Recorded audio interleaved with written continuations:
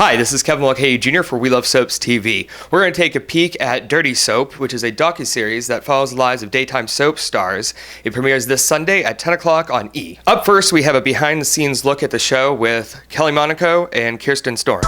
Up next, we have an exclusive interview with Kelly Ripa and Mark Consuelos, the producers of Dirty Soap. This is very exciting. Hi, I've never Kevin. spoken to you both together before. Oh. Have you spoken to us individually? Only you, Kelly, and it's really not fair because it was actually not professional. It was 10 years ago. I actually saw taping of Live. Remember how effervescent you were running around the audience, nice. and then the camera would go on, and you would be so professional, and then I'd be a wild woman again. It's amazing. Yes, you're the ultimate multitasker, I think. I try. So anyway, thank you so much for taking the time to hang out with We Love Soaps TV for a little bit. I love the name of your show. I think it's fantastic. Because we love soaps too. I'm getting that sense, right? Yes. I mean, I feel like we're at such an interesting crossroads with the whole genre. I grew up with all my children since I was really little because it was the only TV show that my mother ever watched. Mm-hmm. She would tape all the episodes. She's a first grade teacher, right? She would tape them and fast forward through all the non-Erica Kane storylines. And then an amazing thing happened to me when I was in high school. She finally started talking about somebody else besides Erica Kane on her favorite TV show, and she was talking about this Haley character. Oh my gosh, wow. I know. So, I mean, I never saw the show when I was, I feel honored. in high school, but that's how I first heard about, I thought, this woman's going places. So my first question for both of you is, you have both had such diverse, interesting careers at this point. Of all the places that you've been in your careers, what has been the most rewarding or the most exciting so far? Oh, gosh, I think when you're working, you always feel so blessed and happy to be working, and I think each job there's certain really some high points to each job that you do. But I gotta say, All My Children was really special. I mean, for us, All My Children is the most special for me because it wasn't really just a springboard for my career. It was a springboard for my whole life. I met Mark there. We had 2 of our 3 children there. It's like a real family environment there. There's a tremendous amount of nostalgia for us when we think about All My Children, and it was such a New York show. It was such a staple of New York for actors as well. We get so many great day players and recurring roles from the theater. And I always used to remember walking the set and the mill, the wood mill where they make the sets would be there, and you'd smell the saw. It was just, I don't know, it just has a really big place in our heart. Now, along those lines of your time when you were together on AMC, on screen and off, could you sort of give us a taste of what we're going to experience in Dirty Soap?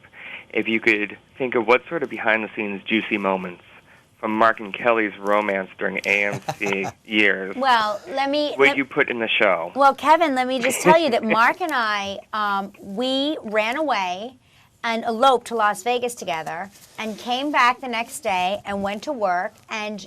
Are you kidding? No. And nobody, by the way, nobody in the cast knew we were married. It was so funny. For about 3 months. They didn't even know we were dating. They always said, you guys are so great together. You guys should get married. You 2 should date. You should go on a date with each other. Or they'd say, you guys should just get married. You guys are so in love with each other. And as soon as they found out that we were married, they're like, why'd you do that? No, but I think the one thing is that the characters that we have on the show, the real people that we have on the show, is that oftentimes when you're on soap, you get mistaken for your character. That's who you are. That's all you are. And I think the fans will find it very interesting to see what these people are like in real life and at home and with their kids, or in their breakup of their relationships, or in their quest for a new job, or their fear of the soaps going off the air, or buying a new home. I think it shows the other side that a lot of fans, like your mom, probably just knew Haley as that girl in that black wig, and that's all she'll ever be. Right. And there was, there's so much. I played an alcoholic. And I cannot tell you that every time I went out to a restaurant and ordered a glass of wine, somebody would come over and say, you really shouldn't be drinking that, you know. Oh, I mean, boy. it was literally, Yeah.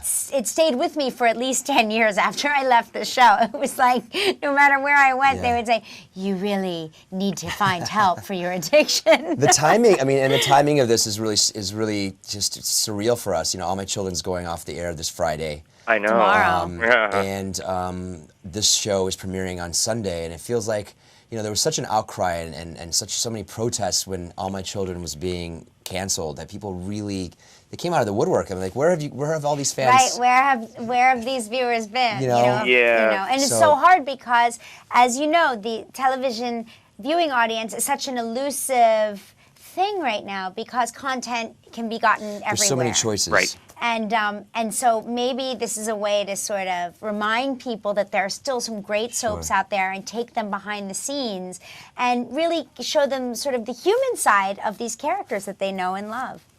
Now I'm curious, if the two of you were producing All My Children, and what would you have done differently in order to keep the show on network television for, say, just a few more years? Oh, gosh. I don't know. I mean, Well, that's a great question. It's a fascinating question. I mean, you have to. Ultimately, we would need, as producers, more information. I would need to know what the cost of the production of the show was, what the actors' salaries were, what the cost of the sets were, and what we were selling our ad time for. I would need so much more information before I would render a verdict on what I would have done differently to keep it on the air. Because at the end of the day, it's like a dollars and cents thing, and and once you have to start asking people to take pay cuts, that never feels very good, and that does not really breed sort of. Because these are actors that work so hard and they work such long hours Right. and they require so much, and just across the board, writers, directors, actors, Crew. set builders, crew, Yeah. everything, to ask them to do more and more with less and less is very hard. So it's hard for me to say what I would do differently. yeah, I'm I not don't sure. know. Yeah, I mean, I think that for the remaining shows that are on the air, I think one of the benefits of having some of these shows canceled, I think it maybe has, like you said, have renewed interest in whoa, we better, the actors better. The fans better tune in because it's such an iconic piece of television, that we're losing. Television history. Yeah, and but I hope our show can be kind of like a little warm blanket for the fans that are going to miss their shows. Come over and watch our show, and they can feel like they're part of it. That's actually very nice. Thank you so much, both of you. Thanks, Thank Kevin. I can't wait for Sunday. Thank you so Okay, much. thanks, Appreciate Kevin. it.